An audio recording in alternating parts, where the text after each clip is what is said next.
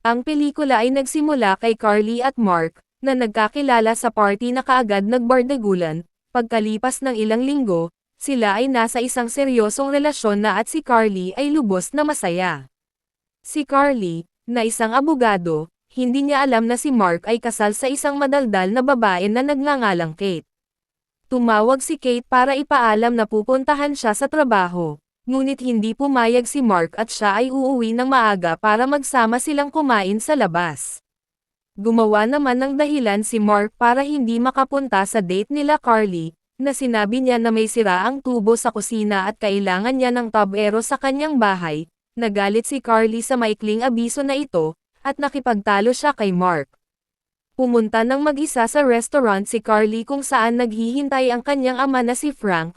Kinumbinsi niya si Carly na pumunta sa bahay ni Mark para sorpresahin siya, sinunod naman niya ang payo ng kanyang ama.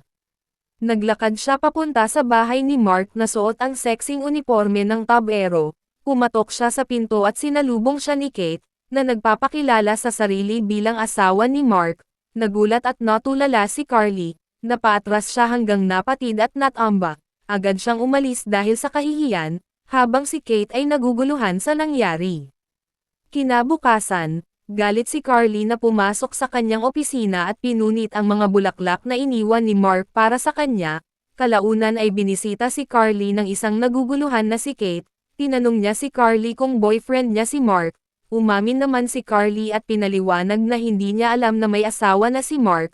Labis na dismaya si Kate kay Mark na akal ang loyal ito sa kanya. Sa kabila ng lahat ng ito, patuloy na hinahanap ni Kate si Carly at sinubukang makipag-bonding sa kanya. Sa bandang huli, naging magkaibigan ang dalawa. Kalaunan ay inilabas ni Kate ang kanyang galit sa pamamagitan ng pagsira sa opisina ni Mark. Nakilala naman ni Carly ang gwapong kapatid ni Kate, na si Phil na kaagad ang dalawa ay nahumaling sa isa't isa. Di nagtagal ay naging malapit na sina Kate at Carly, hinuhukay na nila ng mas malalim ang buhay ni Mark, natuklasan rin nina Carly at Kate na may babae pa si Mark, sinundan nila si Mark sa Miami at nananatili sa beach house ni Phil. Natagpuan na nila si Mark kasama ang bagong babae niya, nang makita ang bago, mas bata ito kumpara sa kanila. Nagtalo sina Carly at Kate tungkol sa pagbabago ni Mark sa panlasa, dahil parehong nasa 30 na sina Carly at Kate, habang si Amber ay mukhang nasa 20 plus lang. Sinusundan ni Carly si Amber habang nagjogging siya sa dalampasigan, at pinigilan siya ni Kate at silang dalawa ay nagpupumiglas, hanggang mag-away. Nakita sila ni Amber na nag-aaway sa buhangin at lumapit. Sinabihan na nila si Amber na siya ay pinaglalaroan lang ni Mark. Umamin rin si Amber na sinabi sa kanya ni Mark ay hiniwalayan siya ni Kate. Nagalit naman si Kate dahil pinagmukha pa ni Mark na siya ang nagloko sa kanilang dalawa. Nang gabing iyon, nagsama-sama sa beach house ang tatlo kung saan, kahit ginawa silang tanga ni Mark, patuloy silang nagbubonding, nag-iinuman at nagtatawanan. Kinaumagahan, sinabi ni Kate na gusto niyang makaganti kay Mark, kaya't ang tatlong ay nagsabuatan para makaganti kay Mark. Ginamit ang trabaho ni Carly bilang abogado, ang kaalaman ni Kate sa pamumuhay ni Mark, at ang hitsura ni Amber para pang-akit. Pagkabalik sa bahay, sinimulan na ni Kate na gumanti sa pamamagitan ng paglalagay ng gamot pambabae sa inumin ni Mark at paglagay ng hair removal cream sa kanyang shampoo.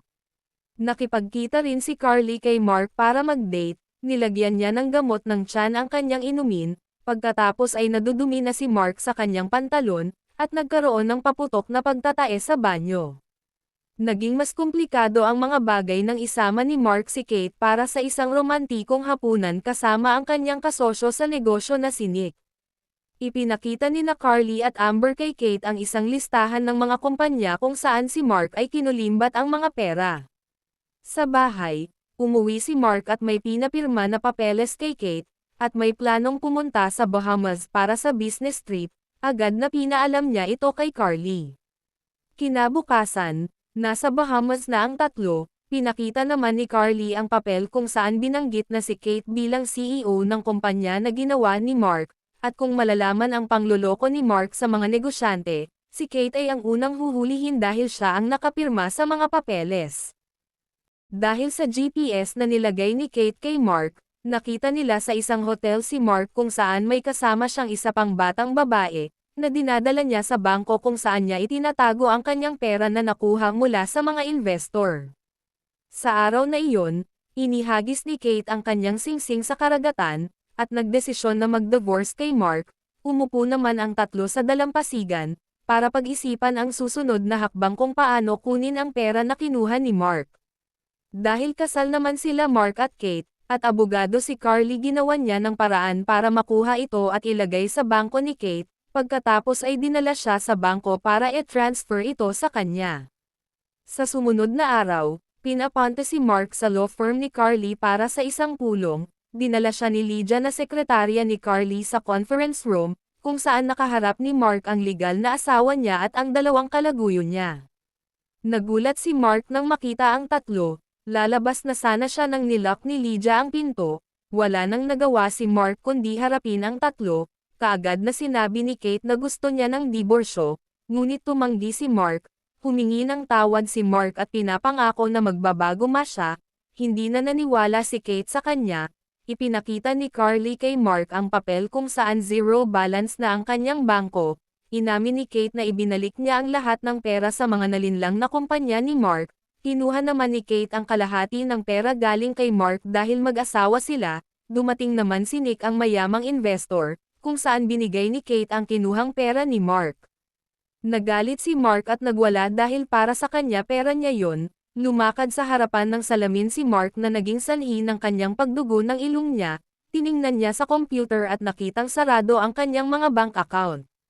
Muli siyang tumakbo ngunit hindi niya ulit napansin ang dingding ng salamin. Nabasag ito na nagresulta ng pagkapunit ng kanyang damit.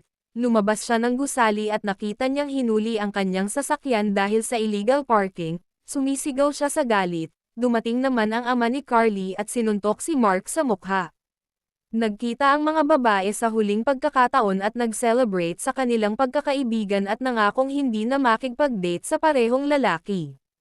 Sa huli, ay nagtatrabaho na si Kate kay Nick at CEO na siya ng maraming kumpanya.